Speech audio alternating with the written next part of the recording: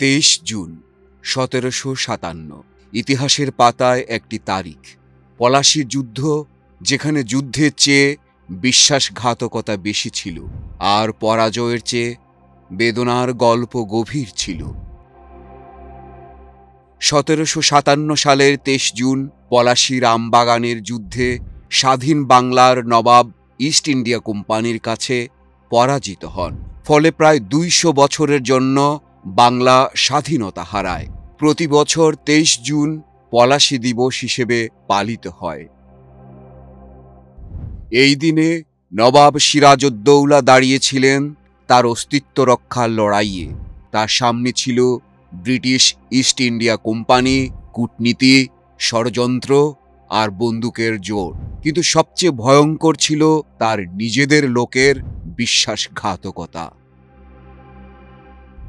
ঘৃণিত কলঙ্কজনক এই প্রাসাদ ষড়যন্ত্রের অধ্যায় সৃষ্টির পেছনে সক্রিয়ভাবে জড়িত ছিল বিশ্বাসঘাতক জগৎ শেঠ, মীর জাফর, মাহতাব চাঁদ, উমি চাঁদ বা আমির চন্দ, মহারাজা স্বরূপ চাঁদ, ইয়ার লতিফ, রায় দুর্লভ, ঘসেটি বেগমের ক্ষমতার লোভ, রাজা রাজবল্লভ, মহারাজ নন্দকুমার, রাজা কৃষ্ণচন্দ্র রায়, রানী ভবানী প্রমুখের কৌশলী চক্র এর পেছনে প্রচ্ছন্ন ছিল।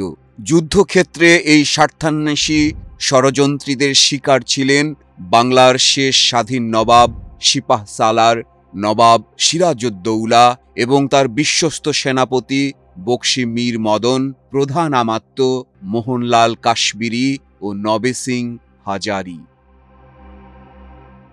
মীর জাফর, যিনি ছিলেন নবাবের সেনাপতি, সেই তিনিই হয়ে ওঠেন ব্রিটিশদের দোসর। জয় নয়, বরং পূর্ব পরিকল্পিত এক নাটক মঞ্চস্থ হয় পলাশীর প্রান্তরে। সেদিন ছিল বৃহস্পতিবার, কিন্তু তা অন্য সব দিনের চেয়ে ছিল যেন আলাদা। কারণ ওই দিন মুর্শিদাবাদ থেকে 15 ক্রোশ দক্ষিণে ভাগীরথী নদীর তীরে পলাশীর আম্রকাননে বাংলা, বিহার, উড়িষ্যা সহ পুরো উপমহাদেশের স্বাধীনতার কবর রচিত হয়েছিল।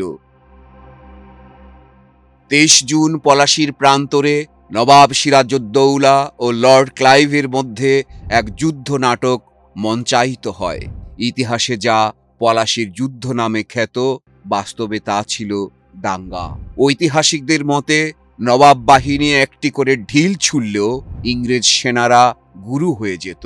তাদের সংখ্যা এতই কম ছিল। এতে নবাব বাহিনীর পক্ষে সৈন্য সংখ্যা ছিল প্রায় 65,000 এবং ইস্ট ইন্ডিয়া কোম্পানির পক্ষে ছিল মাত্র 3,000। যুদ্ধের ময়দানে নবাব সিরাজউদ্দৌলার প্রধান সেনাপতি মীর জাফর ও তার অনুসারী প্রায় 45,000 সৈন্য নীরব দর্শকের ভূমিকা পালন করে। ফলে যুদ্ধে স্বাধীনতার সপক্ষ শক্তির পরাজয় অনিবার্য হয়ে দাঁড়ায়।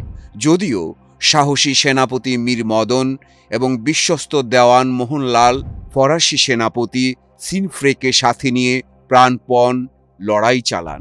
যুদ্ধে মীর মদন কামানের গোলার আঘাতে মারা যান এবং মোহনলাল আহত হন।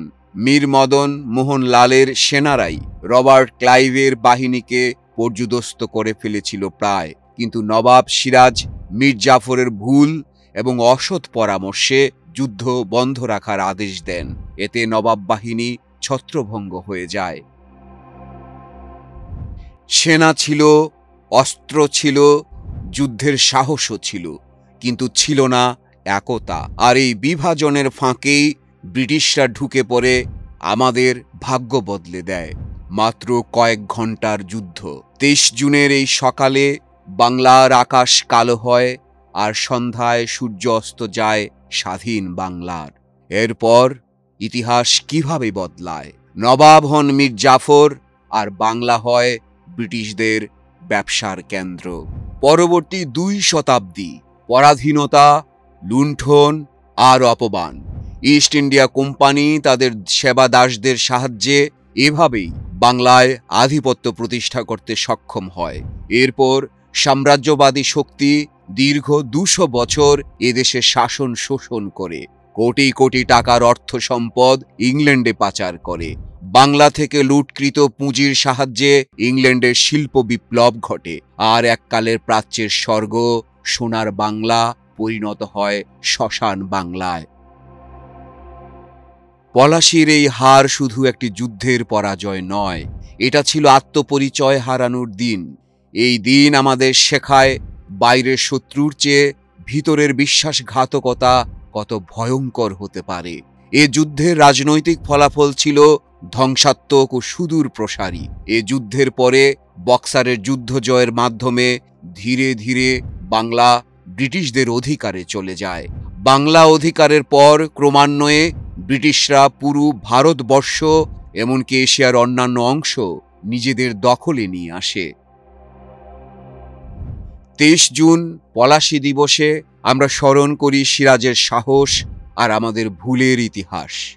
নবাব সিরাজউদ্দৌলাকে নিয়ে নানা রকমের রটনা থাকলেও প্রকৃতপক্ষে তিনি ছিলেন বাংলা, বিহার, উড়িষ্যার অন্যতম স্বাধীনচেতা নবাব, যিনি বিশ্বাসঘাতকদের ষড়যন্ত্রের কারণে স্বাধীনতা রক্ষা করতে পারেননি। পলাশী আমাদের শেখায়, যদি আমরা ইতিহাস ভুলে যাই তবে ইতিহাস আমাদের ক্ষমা করবে না।